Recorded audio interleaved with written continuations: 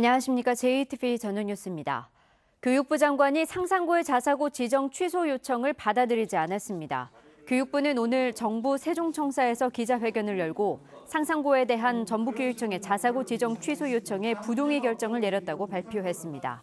교육부는 이 같은 판단의 근거로 평가지표 가운데 하나인 사회통합전형 대상자 선발 노력 항목이 상상고에 불리했다는 점을 지적했습니다. 자립형 사립고에서 전환한 상상고는 법적으로 사회통합전형 선발 비율 적용을 받지 않는데 이 평가 항목에서 점수를 깎아 교육청의 재량권 일탈이나 남용에 해당한다고 설명했습니다. 이에 따라 상상고는 앞으로 5년간 자사고 지위를 유지하게 됩니다. 전북교육청은 내부 검토를 거쳐 법적 대응 방침을 결정하겠다고 밝혔습니다. 상상고에 대한 교육부 결정에 도내 정당들이 엇갈린 반응을 내놓았습니다. 민주당은 교육부는 물론 전북교육청의 결정도 존중받아야 한다면서 전북 교육을 위해 함께 협력하자고 말했고, 민주평화당은 더 이상의 확전은 바람직하지 않다며 교육당국과 상상고의 차분한 대응을 주문했습니다.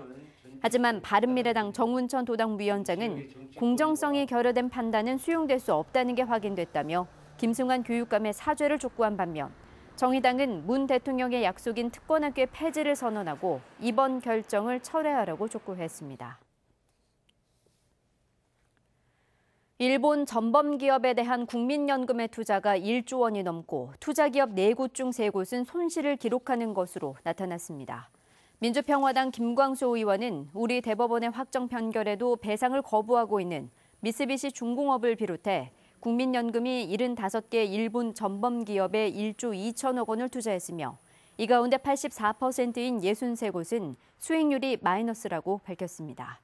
김 의원은 지난 2016년 국정감사 때부터 전범기업에 대한 투자를 신중히 할 것을 요구했지만 달라진 게 없다며 명분도 실리도 없는 전범기업에 대한 투자 원칙을 바로 세워야 할 때라고 말했습니다.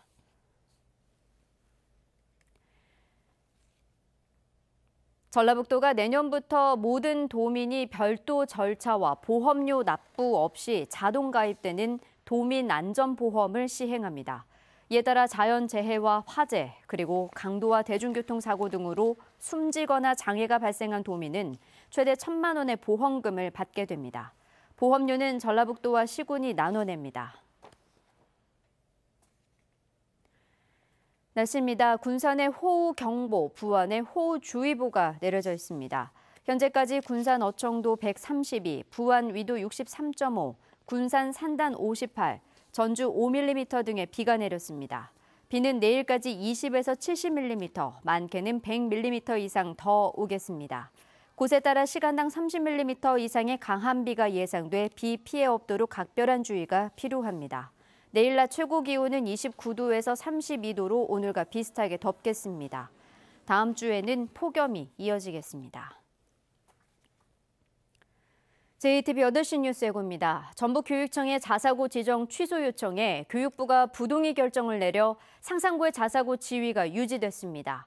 상상고는 사회통합전형 선발 의무가 없는데 이 항목에서 점수를 깎은 게 문제가 됐습니다. 교육부의 이번 결정에 대해 상상고는 환영했지만 전북교육청은 정부의 교육개혁 의지가 실종됐다며 법적 대응을 검토하고 있습니다. 익산시가 장전마을 집단 암 원인으로 지목받는 비료공장 인근에 어린이 테마공원을 짓겠다고 나서 논란이 일고 있습니다. 대전 충청권이 지역 인재 채용을 의무화하는 법안을 추진하고 있습니다. 이 법안이 국회를 통과하면 전북의 수험생들이 대전에 있는 코레일과 수자원공사에 취업하기가 힘들어집니다. 자세한 소식은 JTBC 8시 뉴스에서 전해드리겠습니다.